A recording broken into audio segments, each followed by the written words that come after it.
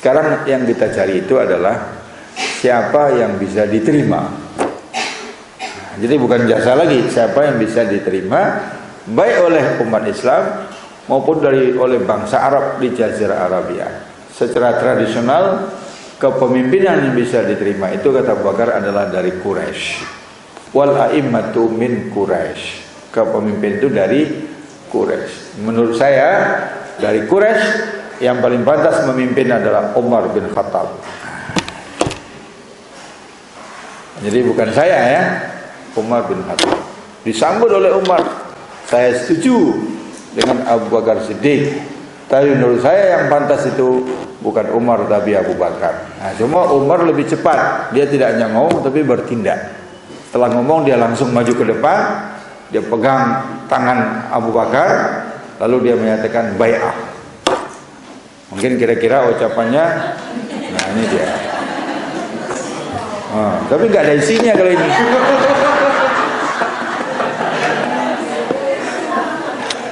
Dikasih gelas tapi nggak ada isinya. Biar dibantu oleh Erik. Ketawa ibu-ibu lihat. Ya, calon menantu tuh Bu.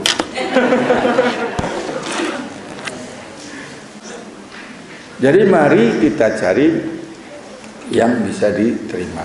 Dan secara tradisional kepemimpinan Quraisy, Umar langsung membai'ah tangan Abu Bakar, ubayyuka ala sam'i wa ta'ati fi ta'atillahi wa rasulih. Diikuti oleh yang lain. Nah, terpanalah Sa'ad bin Ubadah. Tadinya mau dukung saya, sekarang kok beralih ke Abu Bakar. Nah, setelah itu dibawa Abu Bakar ke masjid, naik mimbar, diberitahukan, kemudian orang-orang yang hadir semua membai'ah Abu Bakar Siddiq. Beberapa hari termasuk Ali bin Abi Thalib ikut membai'ahnya.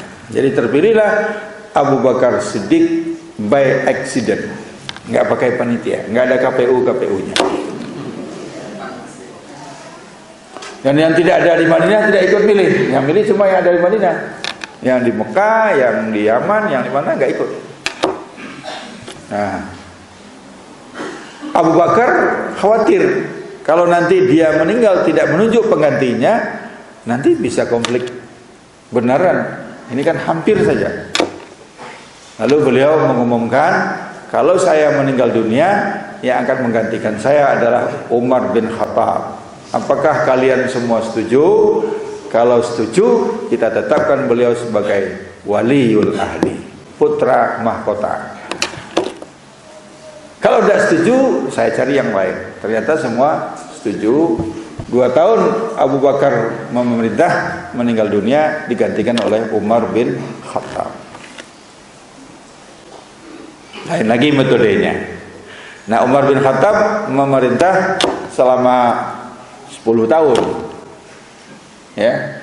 Dan Umar telah membentuk sebuah tim, bukan formatur, agak berbeda, karena kalau formatur yang memilih, kalau ini enggak, tim itu calon ada 5 atau 5 apa 6 orang ya.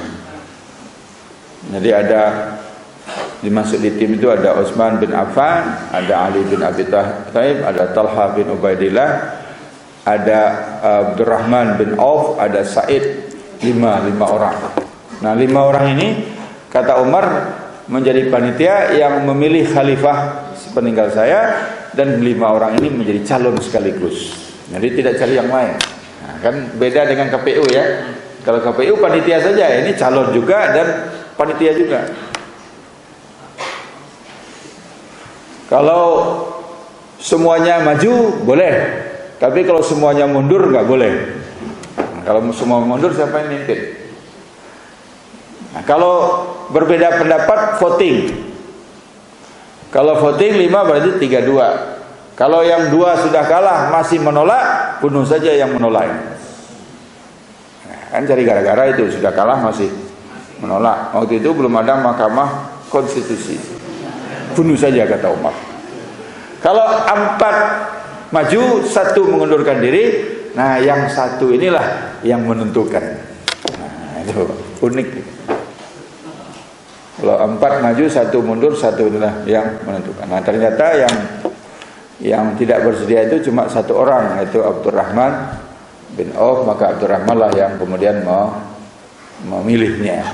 Dia lakukan dulu polling, mendengarkan pendapat masyarakat. Dari polling itu diketahuilah calon kuatnya dua, yaitu Utsman dan Ali bin Abi Thalib. Maka dipanggillah satu-satu, fit and proper test. Nah, satu aja. Tanya, Utsman, jika engkau aku pilih, bagaimana cara engkau memerintah? Kata Utsman, saya ikut cara Rasulullah. Setelah itu saya ikut cara Abu Bakar. Setelah itu saya ikut cara Umar. Setelah itu baru cara saya. Ini aliran konservatif. Panggil Ali. Ali, kalau engkau aku tunjuk, bagaimana cara engkau memerintah? Kata Ali, aku ikut cara Rasulullah. Setelah itu caraku sendiri. Nah, karena Abu Bakar sahabat, Umar sahabat, aku juga sahabat, kami satu level. Nah, ini namanya aliran progresif. Kalau konservatif itu mungkin stabilitas terjaga, kalau progresif bisa menimbulkan gejolak.